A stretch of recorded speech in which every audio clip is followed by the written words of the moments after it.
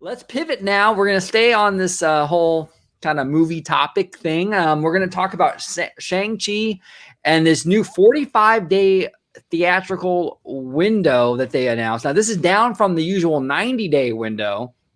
Vash, what are your thoughts on this move by Disney? So we had been kind of theorizing like, okay, when are these exclusive windows going to come back to theaters? Because man, they live and die by content releases and those windowing practices. When was that going to be reestablished? With what films, in what season, that kind of thing. And so to hear this news, this was a really, really big one. And a lot of people kind of slept on it because of some of the other news that was pointed out in that earnings call. But this was a huge one. This was a real big one. As we've been saying before, the theaters have been desperate to get films back into their theaters. They've been desperate to have these window practices restarted. And so to get an announcement like this, this was. Like I said, it was just big news. So Shang-Chi is going to be coming out September 3rd. I believe it's Freeman. Is that the other title? Yeah, Free Guy or Free Man, something like that. Yeah, the Ryan Reynolds film. Ryan Reynolds, yeah. I'm a big fan of him, so I'll probably check that one out. I think he's great. Right. So very interesting titles to be having this 45-day window thing, and to have it be in the fall. That's other very kind of big thing. It seems to be that they expect that consumer sentiment would be at high levels then. Yeah, and I was actually very encouraged by Chapek's comment actually as to why they were doing this. And he said it's due to the fact that he's seeing, quote, increased confidence in moviegoing. Now, the reason why I like this comment from Chapek is because it shows that he's listening. It shows that he's taking the temperature of the room and kind of applying that temperature to the company's policy. I like that. I like that he's listening because I do see that as well. I've made it very clear in a lot of my videos. I'm not a big movie theater guy. I'm just not. I get to the theater, people are talking, there's a kid kicking my seat, and it's just, for me, there's just a lot more distractions than it's worth. But I also understand that a lot of people, a majority of people, love the theater going experience and cherish it. And so for that, I want it to stick around, not for me, but just because I think that there is value. People like it, and the fact that Chapek is listening and saying, hey, there's increased confidence in movie going and we're not going to give up on it. I'm listening to the people, basically gives me a lot of, that encourages me at least a little bit with Chapek. At least a little bit. Mr. Family Man, what are your thoughts on this new 45-day window? It's down about half from the 90-day window that it used to be. What are your thoughts on it? I think it's more so just kind of keeping a safe bet on the situation. It's like supply and demand. Yeah. And I think, honestly, Chapek, the way he responded to it was perfect because, again, I think that this situation was already going to be coming, in years to come. But I think with COVID and the shutdown and everything, it definitely pushed everything much, much sooner than what everyone was anticipating. So I think it's pretty much a safe bet that if you don't feel comfortable with going into the movie theaters, or if it's just not your cup of tea, then you don't have to wait a longer period of time for something to be released. And or if you do want that movie going experience, you still have what they title now a window that you can still experience it. So I think it's more sense of that movies aren't going to be dragged out for months and months at a time in the theater. It's like, let's get it out, let people have that experience, and then let's bring it on Blu-ray and DVD and the streaming platforms. Because I think nowadays it's, do we really need a movie to be in theaters for 6 months, and then wait like another 2 to 3 months for it to be released? Yeah, times are changing. I agree with you completely, George. Times are changing, and I know there's a lot of pushback with this. You see a lot of pushback with any kind of change in regards to these release windows and what have you. But look, there was a lot of pushback too when studios were dropping hand-drawn animation, firing a lot of their traditional hand-drawn animators and what have you when they went from hand-drawn to CGI. And look, I prefer traditional animation. I was deeply saddened by that whole transition. But like, you just have to understand that technology and times evolve. I'm saddened to hear that a lot of Blockbuster employees lost their jobs during that whole thing. But again, technology moves on, and it's like, this is what happens. Same thing goes for this. I mean, the movie theaters are going to take a hit, but it's evolution, and it's just, I think that this is just the natural progression of things. And I think that, this 45-day window makes a lot of sense. It's a decent compromise. I think, it's not too crazy. These films are so front loaded. 45 days, I think is fair. I mean, like you said, the cultural shifts in terms of how people watch content, consume content has changed drastically. It's going to take some build up to get some people back in the theaters, and I think that's why they went with these releases in this time frame. It's going to be kind of interesting to see how that is affected. Chapek just said that he's just looking at the box office releases even a couple of weeks ago, and they were down 80% from what a typical weekend or box office total would be at about that time. So it's going to be kind of interesting to see what the totals are and how this all plays out. I will say they really do want to establish franchises in the theaters and kind of get that theater buzz, get that theater hype, get those characters or franchises supplanted in that way. But like I said, times are changing, and in order to get any windowing at all, it's a big win for the theater owners.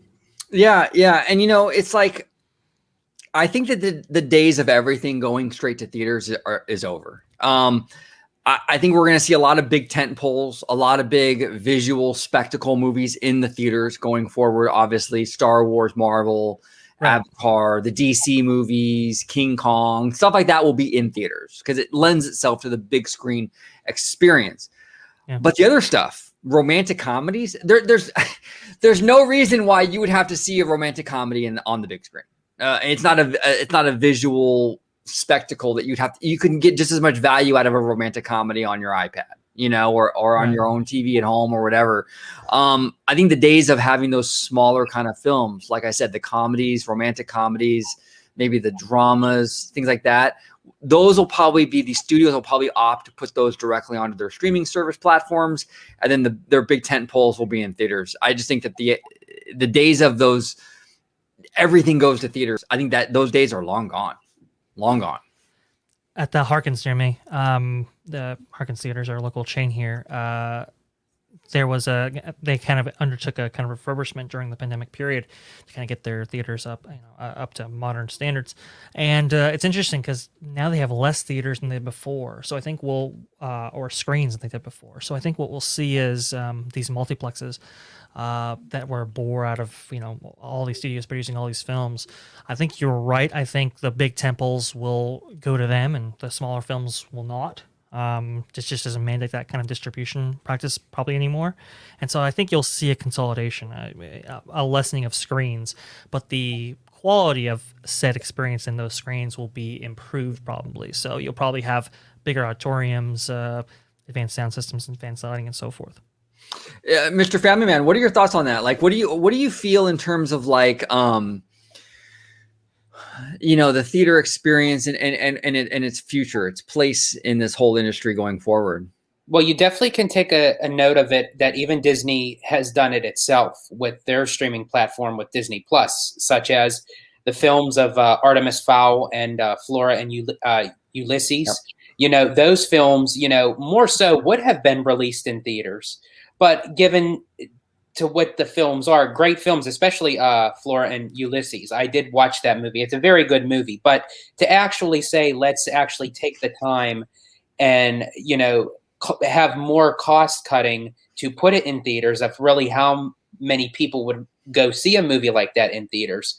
It's, compared to, another Avengers movie or another Star Wars movie. You can definitely pick and choose which ones would be the ones that would make a profit in theaters. So I think that would be more so for all companies, moving forward, that I think that they'll pretty much just kind of weigh in on which films would really do well at the box office. Now, when it comes to like comedy films, that can go either way, because the Hangover films, they brought in, millions upon millions of dollars. You have these certain, but who is ever really to say if it would have? They could have released The Hangover and it could have been a complete flop. So I think when it comes time for those kind of movies, I really don't think that film studios are going to take that risk anymore. I think it's more so what the audience is already familiar with, as far as like with Marvel, Star Wars, DC, Pixar, and even the classic Disney animation. Yeah.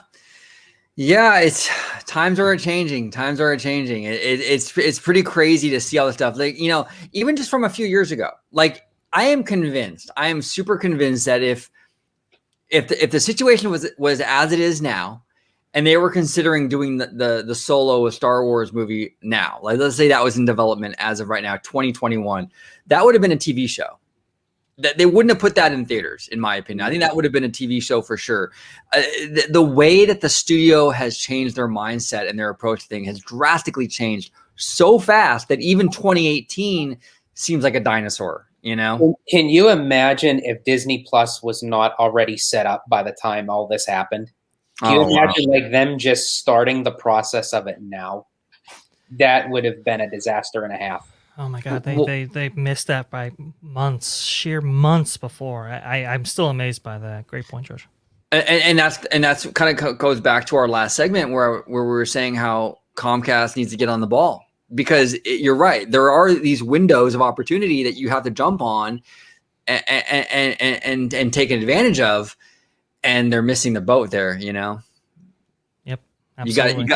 You got to cement your place in this streaming battle, and you got to do it soon. You can't wait forever. You do, and that's why they're doing it. I mean, this is the way it was going, folks. Bob Iger, now it's like 12, 13 years ago, had an idea. Hey, can we release all of our films at once at the same time, on the same day? So this was kind of inevitable. This was kind of the way the industry was going. Pandemic, unfortunately, was the great accelerator and all that, but it's the devices change, the distribution platforms change, how we consume content changes, and this is only the next logical step in this chain. I'm just glad that theaters were able to get just a little win. We'll see if it works out. Yeah, and like I said, I wish the theaters well. I am not personally a big theater person, but I do understand that market, and people have a love for the theater experience, and it's cultural too. People go on dates and do the movie thing, and like it's a big deal for our society. It should live on, at least to some degree. It might not be as big as it was 20 years ago, but I think it should still remain an option for people that want to do it. And I think that's where it's going to go, is how it was for drive-ins.